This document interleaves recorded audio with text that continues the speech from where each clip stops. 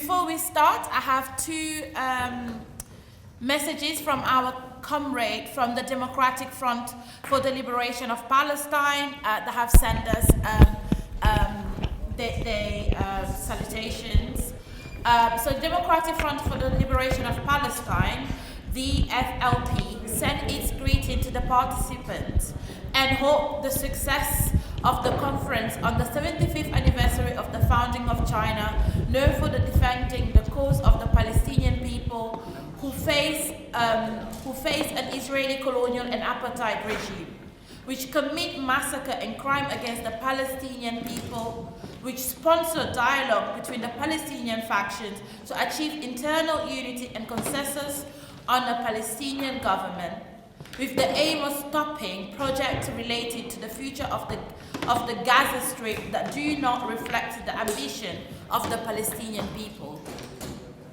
The FLP appreciate your struggle in defending the rights of the Palestinian people stipulated in the international legitimacy resolutions, especially their right to self-determination and ending the Israeli occupation of their land based on the decision of the International Court of Justice, and the establishment of an independent Palestinian state with Jerusalem as its capital, and the return of the refugee to their home in accordance with the Resolution 194.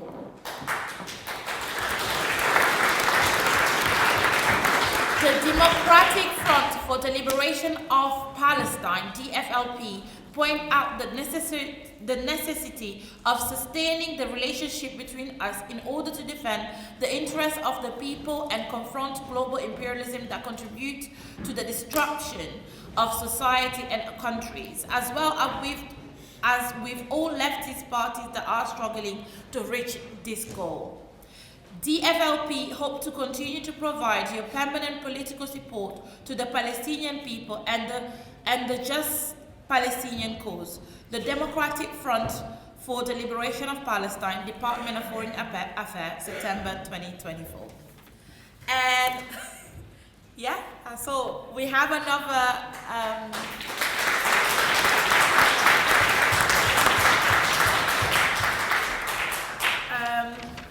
we do have another note on behalf of the Patriotic Party from Turkey. So yeah, I'm gonna just read it through. On behalf of the Patriotic Party from Turkey, on the occasion of the 75th anniversary of the founding of the People's Republic of China, hosted by the Friends of Socialist China and the Communist Party of Britain, we extend our comradeship and greetings. The world talk about the Chinese Revolution as a miracle. The long march that the Chinese people started 75 years ago under the leadership of the great teacher Mao Zedong continue with determination and achievement after achievement. The People's Republic of China, one of the most backward countries of the 1940s, is today the world leader in many fields. Today, the Chinese Communist Party, led by Comrade Xi Jinping, brings happiness to the people, insists on the revolutionary line to eliminate inequalities, and stand firm as a rock in the fight against hegemonies around the world. Humanity today stands on the threshold of a new era. From Asia to Latin America and Africa, humanity is resisting U.S. hegemony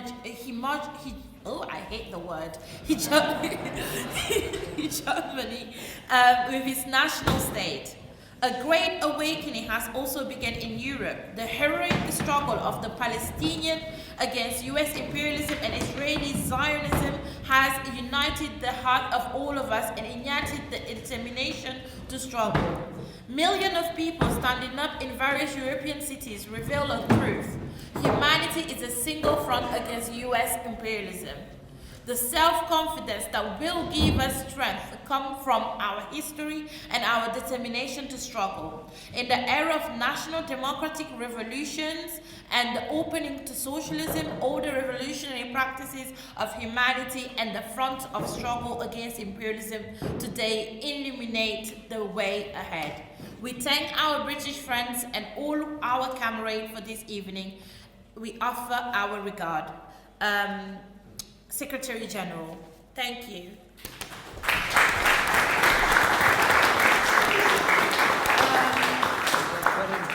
So now, without further ado, I'm going to introduce our first speaker that unfortunately couldn't be here and has sent us a video.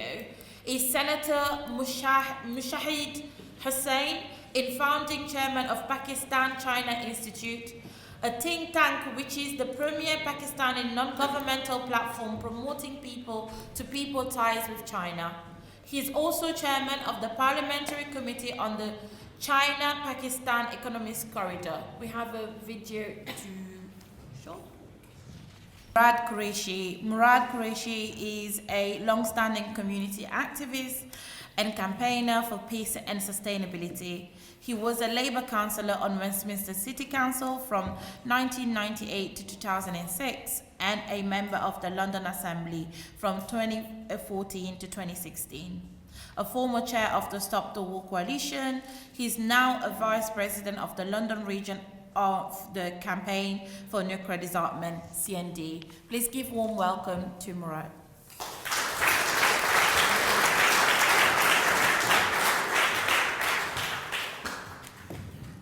Thank you, Chair, and ni hao to all our Chinese delegates here. Can I first apologise, my dialectical materialism isn't quite what it should be, so I'm going to be talking in very lay terms. But on the subject of China, multipolarity and the rise of the global south, I've got my family experience that I can bank on. And I start with my first exposure of the impact of the Chinese Revolution of 1949 in the early 70s, when I was taken along to Dhaka University with my youngest uncle, and they declared idealistically and very enthusiastically that they were all Maoists. So actually, even before the events of more recent time, I think the Chinese Revolution had a very huge impact in what was then known as the Third World. It was seen as one of the ideals that they should be working towards. Now, in this subject area, if there's an argument I'm going to have, I would suggest for the global south, increasingly all roads lead to Beijing. And there's a number of very good reasons. Firstly, developmentally, on climate change, and diplomatically. On the developmental front, there's no doubt the Chinese are reshaping what's known as international development. The Senator mentioned the Belt and Road Initiative. There's also the Asian Investment Bank and many other institutions that they've set up to make sure there is the investment that many in the Global South need for their ports, roads, airports and other transport infrastructure, particularly along the Old Silk Road. It combines to about $1 trillion invested in 150 countries since 2016. The type of investment we haven't seen for a very, very long time, certainly in the global south. More interestingly, I should say, they've also become the advocates of free trade.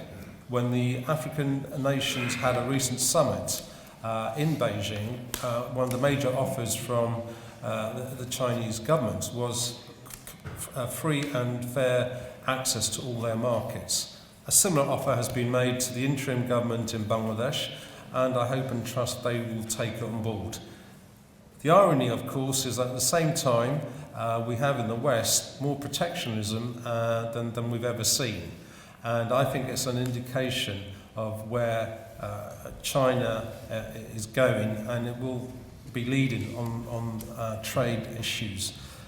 Let's face it, that's the reason why many civilizations had relationships in the first place.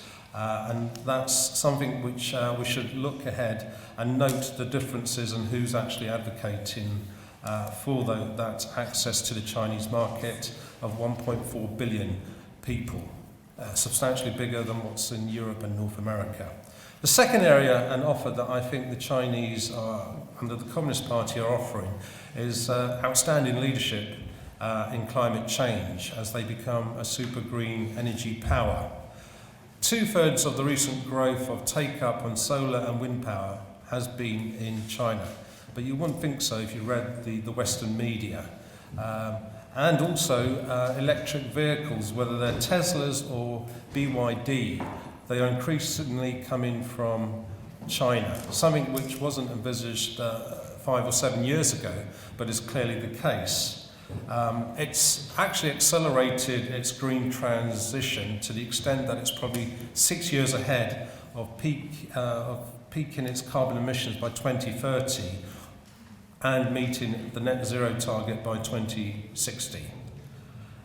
This is, in their language, scientific development towards an ecological civilization. Those of us in London have also benefited from the Chinese lead on this front. During my time at the London Assembly, it was actually Chinese investment by BYD in electric buses and black taxi cabs which helped reduce air pollution substantially at TfL and again, I don't think is readily acknowledged. This obviously occurred during the Olympic friendship that we had between the Olympics at Beijing in 2008 and the London Olympics in 2012.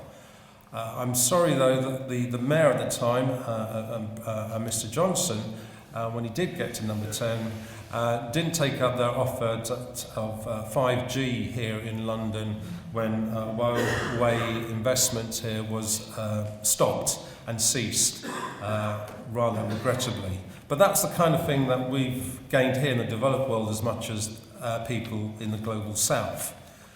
Diplomatically, clearly they're a leading member of the BRICS, as the global south are keen to join the BRICS. They not only one of the founding members, but they're showing some leadership on changing the economic international order, something which I think is overlooked and needs to be focused on much more than, again, commentators normally focus. They've also helped diplomatically in the Middle East. Who would have thought the Iranians and the Saudis would get together? I certainly didn't think so, that the Sunnis and Shias would ever have the communication sorted out, but the Chinese have stepped in with their diplomacy as well as bringing together all the Palestinian groups. They'll probably be very useful as well in matters like the Rohingyas in Myanmar as well, and I suspect we'll see a lot more of them diplomatically. My only word of caution is, diplomatically, is that we're going to see a lot of anti-Chinese sentiment, xenophobia, for want of a better word. It was only a week or 10 days ago that in the US we had 25 anti-Chinese bills passed with bipartisan support. That is most regrettable, and I think it's a sign of things to come. We've also seen it in London, unfortunately. The Chinese embassy have been quite keen to move to the new site in a mint called Tower Hill, and rather unfortunately it was blocked by the local council there, and let's hope they're received better when the second application comes in. This also from a council that actually has a notorious history of pushing out the Chinese in Limehouse before they came to Chinatown in the West End. Finally, I just want to quote something which I find is a very interesting observation from a Chinese businessman, Eric Lee. He said simply that his experience of dealing with the governments in the US and China, that in the US you can change the political parties, but you can't change policies. In China, you can't change the party, but you can change the policies. I know which one I would prefer. And it's quite clear the choice has changed from China, from the Maoist idealism that my uncle signed up to Xi Jinping's and the CCP's vision of a world order based on a global community of a shared future.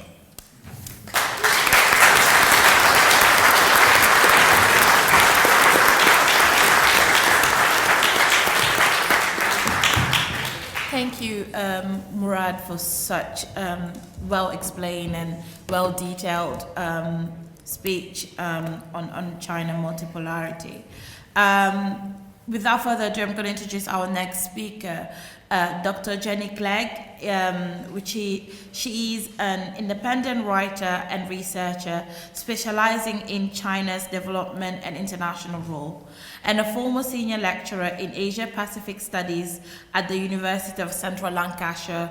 Her work includes China Global Strategy Toward a Multipolar World, published in Pluto Press in 2009, and Storming the Heavens, Peace and Revolution in China, 1925-1949, and lastly, A Marxist Perspective, which is due to be released imminently on Manifesto Press. Please give warm welcome to Dr. Jenny.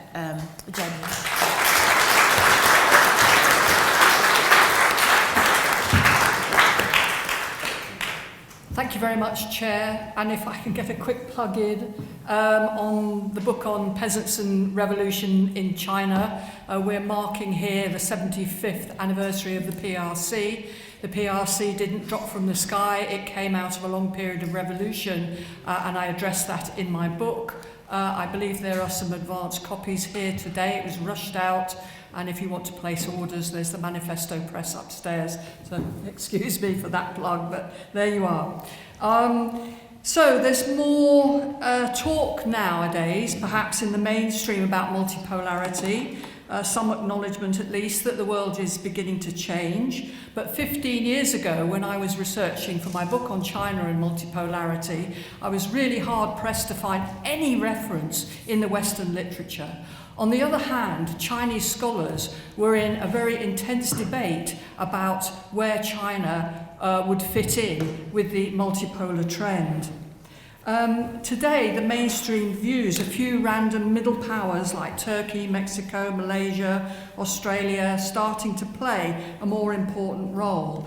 The Chinese view, from a historical and materialist perspective, has long recognized multipolarity as a rebalancing of world power driven by the rise of the global south.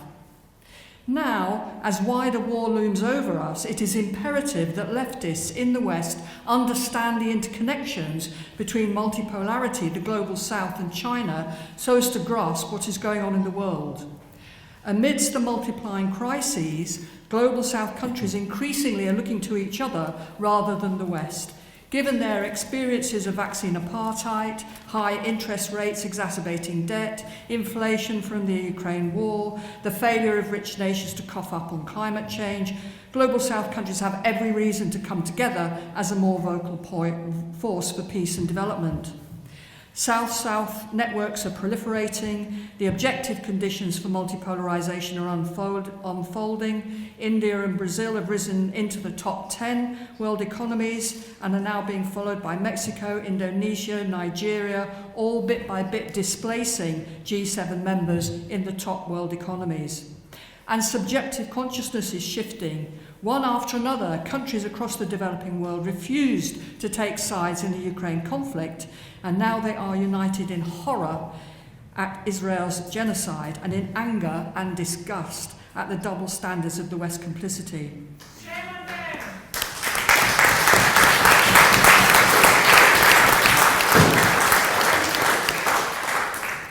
Of course, past experience has shown global south collective efforts succumb to imperialist division, as when their 1974 call for a new international economic order fell apart in the 1980s. Today, the role of China, as by far the largest developing state, is critical. For the global south, China provides a model of successful development and eradication of poverty. Its vast market and investment resources puts it at the centre of South-South economic cooperation, whilst its diplomacy fosters unity and promotes pathways towards peace. For sure, there are problems. Reproducing the pattern of colonial trade of raw materials for manufactured goods is very hard to change in a short time. Investment projects through the BRI have not always been the best or the wisest. But nevertheless, many, the majority are working and making a difference. Now, China is opening a path for developing countries to leapfrog into a green and digitised future. Throwing itself into the growth of new quality productive forces, China is becoming the indispensable power in the global green transition. Deals with China in general offer something stable to hold on to in an anarchic world economy. And against the colonial pattern, the recent China-Africa summit saw important commitments which will amount to 1 million jobs for Africans. Catching the new momentum in the global south, China has accelerated its diplomatic activity in forums such as the Shanghai Cooperation Organization, the G77 plus China, the BRICS plus, the China-Africa Forum, and other such forums. Its global initiatives on development, security and civilization exchange carry forward the basic principles of the UN Charter, as well as the 5 principles of peaceful coexistence and the 1955 Bandung Agreement. China brings to its diplomacy a vast experience of resisting imperialism. It was in fact the first country to defeat colonialism, as Britain, France and the US were forced to end extraterritorial privileges in 1943. China's emerging role in dispute settlement and peace building is starting to make a real difference, denying US leverage to interfere in the global south. The Shanghai Cooperation Organization has helped to keep the US military out of Central Asia. The Saudi-Iran agreement shifted dynamics in the Middle East, which the US is desperately trying to undermine. China brought together the 14 Palestinian factions, as we've heard, and its proposal with Brazil on the Russia-China conflict has brought the weight of support of 110 countries. Then there's China's emphasis on dialogue between civilizations. This was the first priority, believe it or not, in Xi Jinping's recent speech to African leaders. And it recalls, the call, suffice it to say, this strengthening in cultural confidence is essential in addressing what Fanon called the colonization of the mind.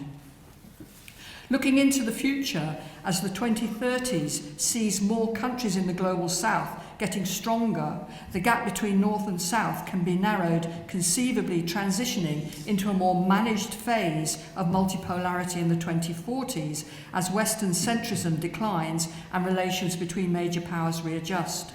The next 5 years serve as a critical passage into a more equitable international balance, and it is this that is making the present situation so fraught, with acute competition between the US and China at the heart of it.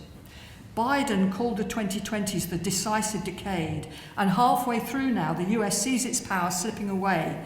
The drive to war, pitting a global NATO against the so-called deadly quartet of Russia, China, North Korea and Iran, is the one last chance the US has to stay on top, if we can just get through to 2030 without a world war. How matters are settled in Europe and the Middle East will have far-reaching influence on the world balance of power, and this is what makes these conflicts so drawn out. China's quiet diplomacy aims at placing the UN back in the driving seat on questions of war and peace, a position usurped by the US after World War II.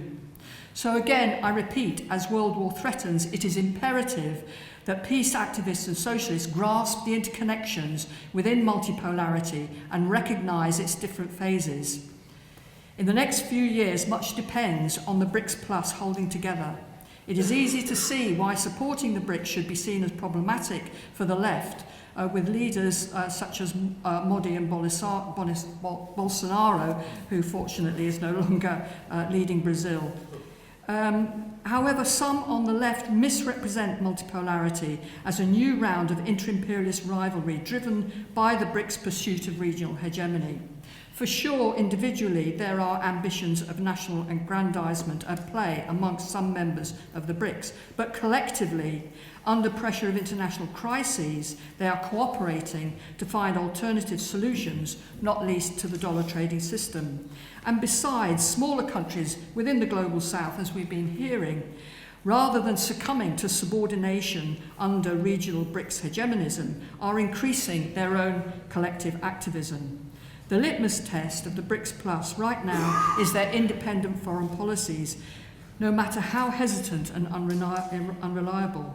We should learn from the example of the CPC, which after 1937 bit the bullet to stick to the United Front with the Kuomintang, so long as they were prepared to resist Japan for the sake of the nation and the people, even as Chiang Kai-shek continued to bury communists alive. Now is not the time for sitting on the fence, picking and choosing what is right and wrong. That is for utopian socialists. We have to seize the politics of the moment, and as we do so, we have to base our long-term view on history and materialism. We have to recognise that we cannot solve our problems just on our own. The utter failure of the Western-led world on Palestine screams for a new international order. If we in Britain can orientate especially our peace movement towards the global south, we will be doing something. Thank you.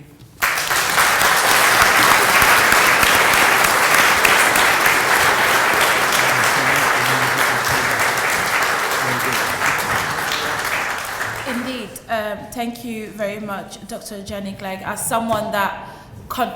someone's country, Senegal, just undergo a revolution and having the youngest president in Africa that recently was in. He's the National Secretary of Venezuela Solidarity Campaign. Please give warm welcome to Francisco.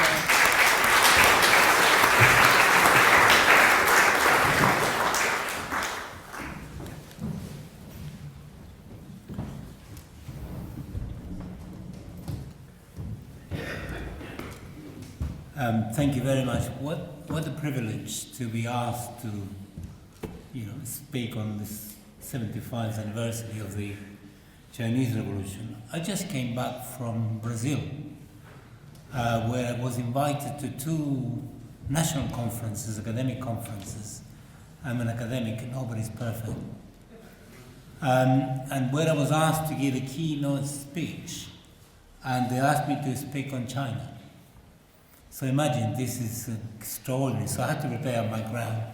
And I did 2 speeches in 2 universities in the northeast of Brazil, in the state of Piauí. Piauí is the poorest state in Brazil.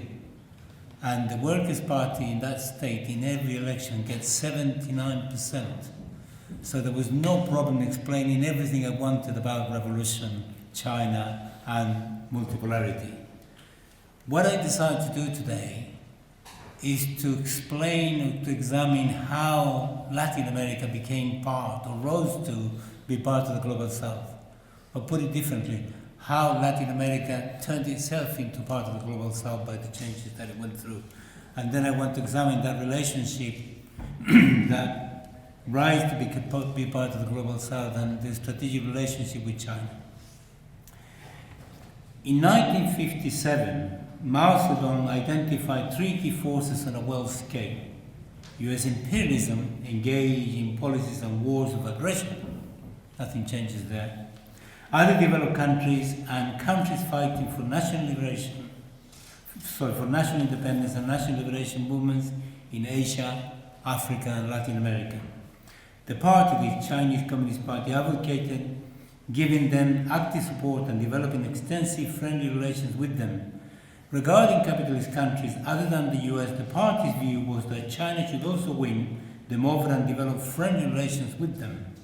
As to the United States, the party advocated determined opposition to US armed aggressions and threats to China on the one hand, while still striving for peaceful coexistence with it and settling disputes between the 2 countries through peaceful consultation on the other. Now, end of the passage from Mao Zedong. The novelty of the Chinese Revolution, already a feature of the Russian Revolution, was an immense peasant base in a country where in 1949 there was hardly a working class. Well over 85% of the country was made of peasants, and the working class movement had been destroyed by a combination of the Kuomintang's brutal repression 1925-1927, followed by the Japanese invasion in 1931 to 1949. By then the proletariat in 1949 had almost disappeared. Thus, the Chinese Communist Party mobilized the peasantry, endowing that mobilization with proletarian leadership and revolutionary dynamic, which by demolishing its feudal structure will lead to the accomplishment of the democratic tasks of the revolution. However, its consolidation required to move simultaneously to the undertaking of the socialist tasks by primarily start the construction of a proletarian state that rested on the power of the People's Liberation Army under the leadership of the Chinese Communist Party. The latter gave the revolution its socialist character. In this regard, in 1959, Liu Shaoxi, in a very interesting book called 10 Glorious Years, which was a decade after the revolution had taken place, said the following: the Chinese exerts a formidable attraction for the peoples of backward countries that have suffered or are suffering imperialist oppression. They feel that they should also be able to do what the Chinese have done. End of the quote. A similar strategy had been put forward in Latin America by Peruvian Marxists, for example, José Carlos Mariátegui, as early as 1928. He argued that due to its backward nature, the nations of Latin America had a weak, small, independent bourgeoisie, subordinated to the landed oligarchy and imperialism, therefore unable and unwilling to undertake the carrying out of the national democratic task to modernize society to fully develop capitalism. Thus, the only way to carry through the national democratic task was by a socialist revolution, led by the proletariat enjoying hegemony over the majority peasantry for land reform as the sine qua non condition of its success. Mariátegui posited that the peasantry could play a revolutionary role based on its traditions of primitive agrarian communalism.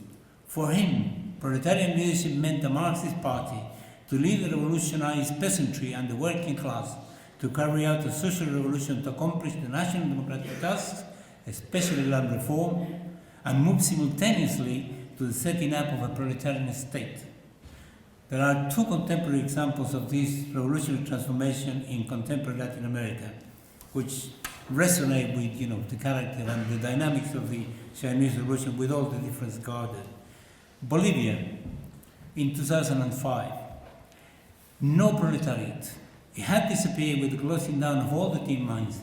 The key social forces that moving the progress there is it's an indigenous population, which is 65% of the population, which is a displaced peasantry that emigrated to the cities where it exiled a precarious existence as street sellers in the informal sector. Nevertheless, the MAS, the Socialist Party of Bolivia, has been able to actually undertake a social revolution leading this mass of people. The second example, Nicaragua, almost no proletariat either in there in 1979 and certainly since 2006.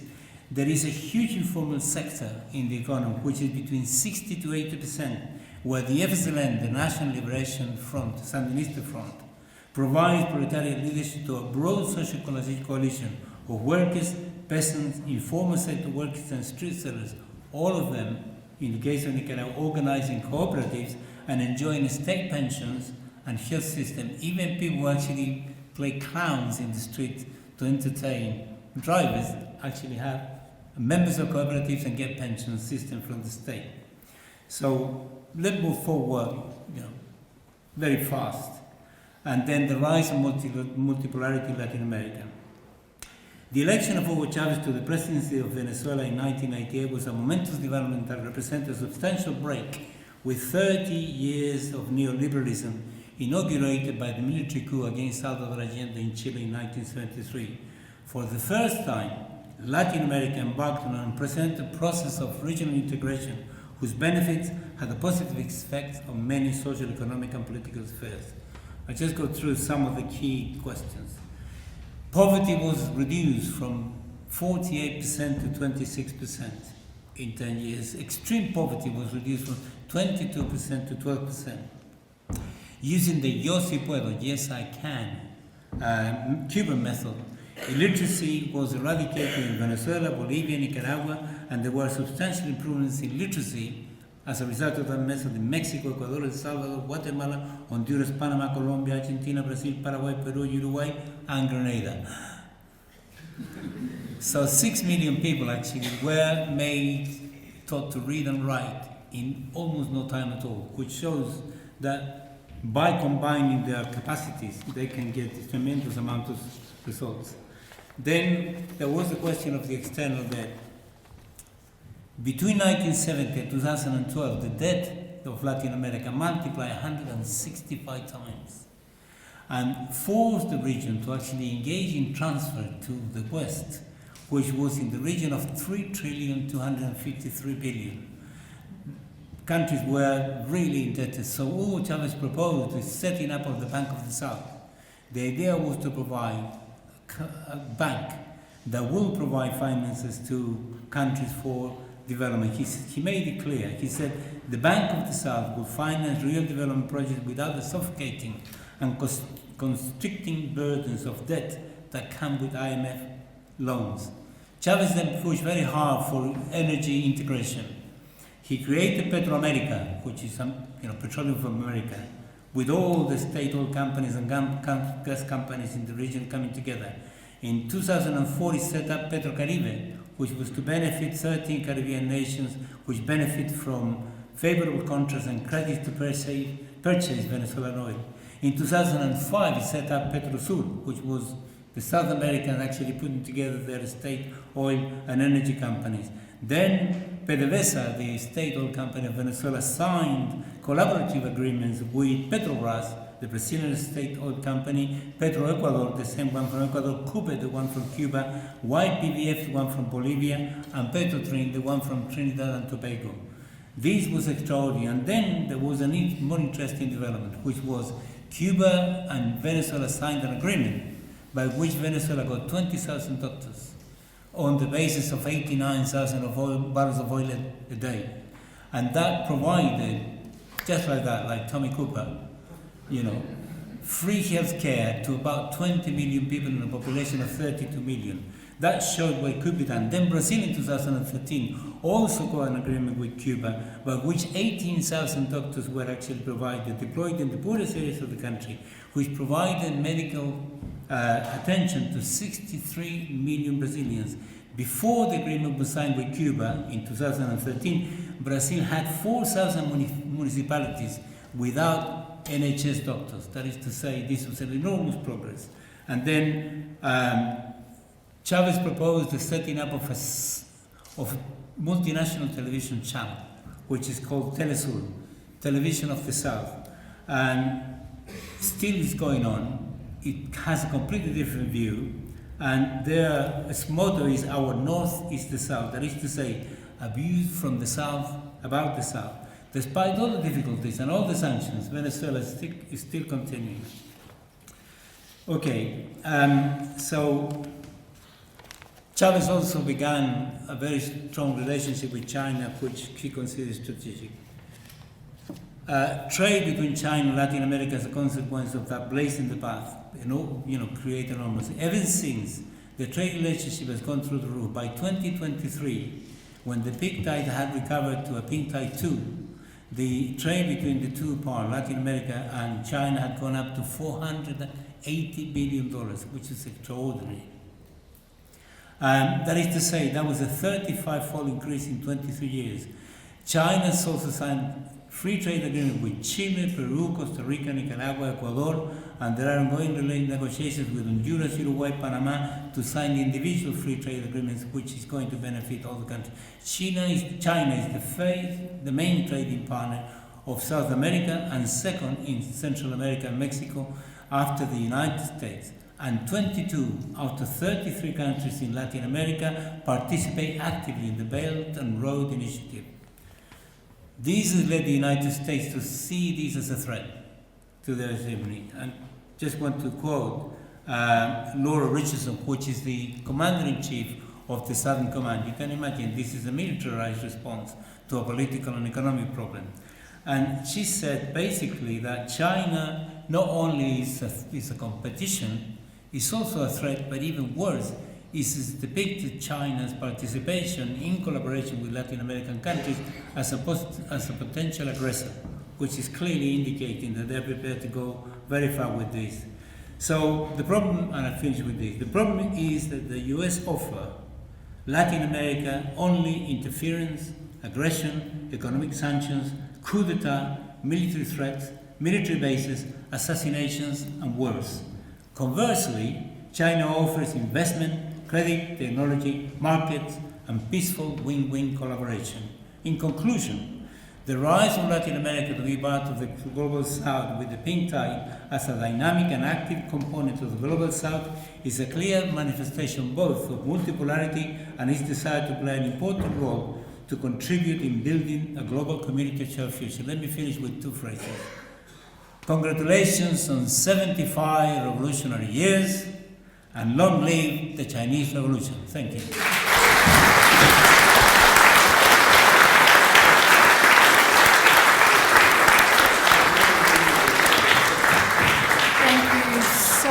Francisco, I never want to stop you speaking, and thank you for such a detailed history of the solidarity between China and Latin America. I'm gonna introduce our next speaker. Is Dr. Ari Al-Assam, a long-standing activist in the Iraqi communist movement and the cooperative movement in Britain.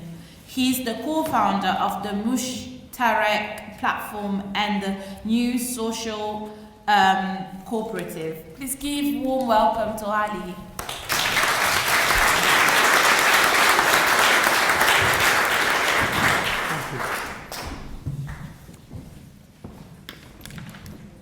Thank you, Ras.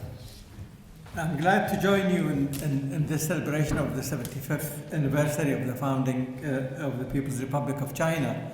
The progress that China is making is really of tremendous encouragement to the people of the world and the global South, and to our regions where I come from in the Middle East, where we are facing the onslaught of Israeli fascism unleashed by the West. Twice in this year, in April and June, I visited China as a member of the Friends of Socialist China, and we felt at home in both of these occasions. Really, we learned so much from our Chinese comrades, and it was tremendous pleasure. But one particular visit is very close to me, which is the second one in June to what is called the Xinjiang Uyghur Autonomous Region. Because Xinjiang is actually very much part of, not only part of Socialist China with all the progress made, but it's also part of the East. I felt there when I visited Rumshi, Kashgar, and other cities very much at home, like being in Baghdad, Damascus, or Beirut, or Al-Quds, which is Jerusalem.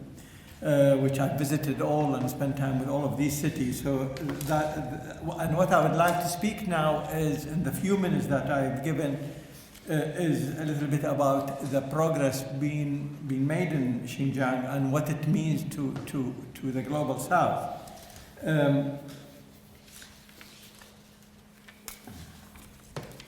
So really, the Xinjiang, of course, I would just like to add that we in the Friends of Social China are planning to have a much bigger meeting on the reflection of Xinjiang, and I'll be joined by Comrade Roger Mackenzie and Nigel Flanagan, hopefully early next year. So just talking about Xinjiang, Xinjiang has 640,000 square miles. It's about 6.8 the size of Britain, but it has only 25 million people, and it is rich in diversity, and ethnic diversity. There are 13 nationalities in Xinjiang. There's the Han Chinese, the Uyghur, the Mongol, the Tajik, the Kazan. So there is a rich tapestry of nationalities exists in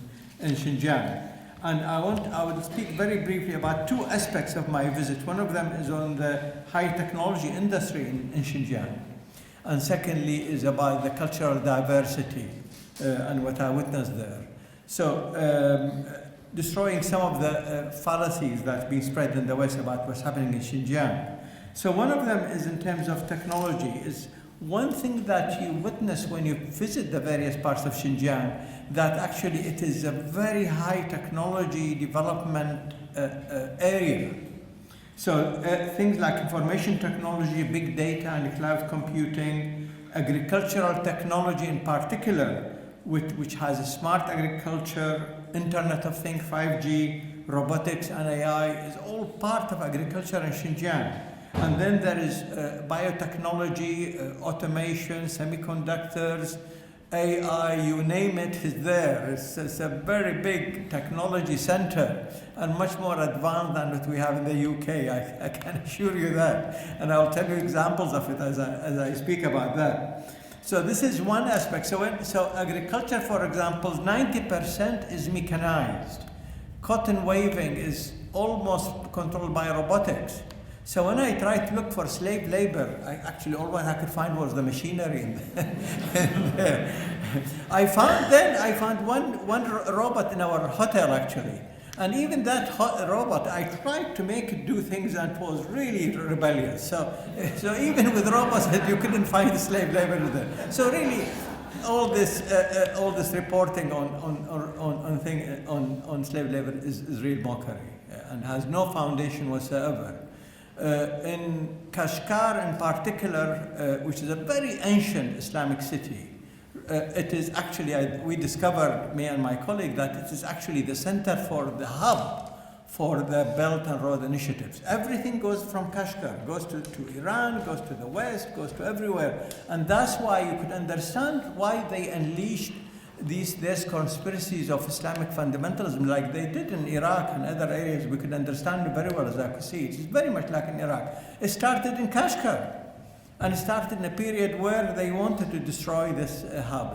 Because Kashgar is really strategic in terms of the multipolar world and the way it's developing. So one thing about technology, this is something we have to understand about Xinjiang.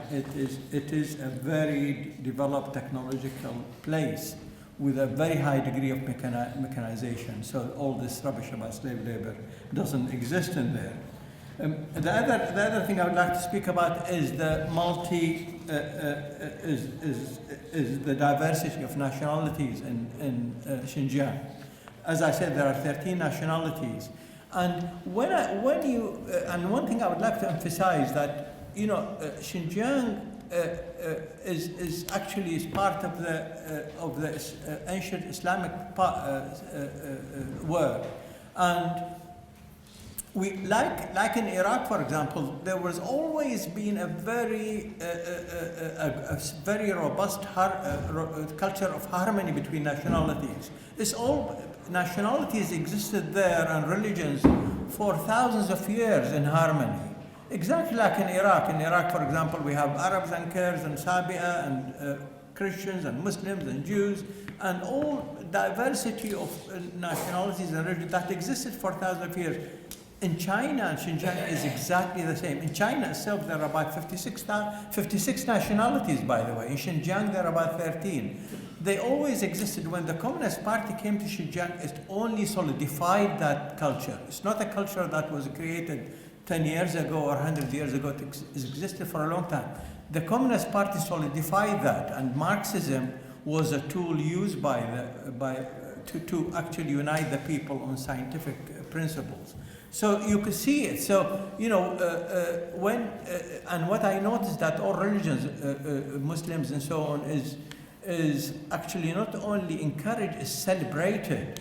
So, for example, I was in one mosque, and I was talking to the imam, and all the imams, by the way, in the mosque speak Arabic. So I could speak to Arabic very easily. And when I spoke to the imam and I said, he said, well, we did some moderation on this mosque. And I said, how much did that cost? And he said, very casually, it's $150 million US. And this is just one moderation of one mosque in one city in Xinjiang. Imagine the UK government spending this amount on supporting mosques. The other thing I would like to say, which is very interesting, is in Urumqi, which is the capital of Xinjiang, only 13% of the population is Uyghur. Yet all street signs are first in Uyghur and then secondly in Mandarin. So all three signs. I think we have to do the same thing in Bradford. 30% of the population of Bradford are Pakistanis. Why can't have street signs being in Urdu? So celebration of diversity is really very strong in China. I went to the Islamic Center in Urumqi, a huge compound of several hectares that takes 2,000 people. The 120 imams are graduated from there every year, and they go to the mosque all over China. When I went to the library, which was managed by a very charming woman, I found tremendous Islamic treasures. Really, you can't see it even in Baghdad. And the reason it existed because that part of the East wasn't destroyed by war. So treasures of Islamic literature and so on is unbelievable in that library. I could have spent 2 weeks just going through them. But what I discovered is that the newspapers in there and the books, everything is, I got 2 minutes, and the books and everything is all translated in several languages. Not only in Uyghur, in Kazan and various other things. So everything is translated and printed. And when you look at the printing, where's it printed? Printed in Shanghai, printed in Beijing, printed everywhere. So diversity is really, and various cultures is really celebrated in China in a way that you don't find anything else. And this is something that we kernel from, and it is tremendous boost to the global south. And so these are the two things I want to mention. And I just want to say I second what Jenny Clegg said, is about linking the movement in Britain to the movement for shared humanity, shared future for humanity, and the global South movement. And this is something we should all aspire for. And we have an examples on what's happening in China, and really in terms of all aspects of that can push us forward and give us a great encouragement, especially when we pass now through bleak lines of a monster that committing genocide on a daily basis. Just last night, 1,000 people were killed in Beirut, and the West is sitting silent in there. So that gives us some encouragement as the heroic people, the Palestinian and the Lebanese, are fighting this monster every hour now. Thank you very much.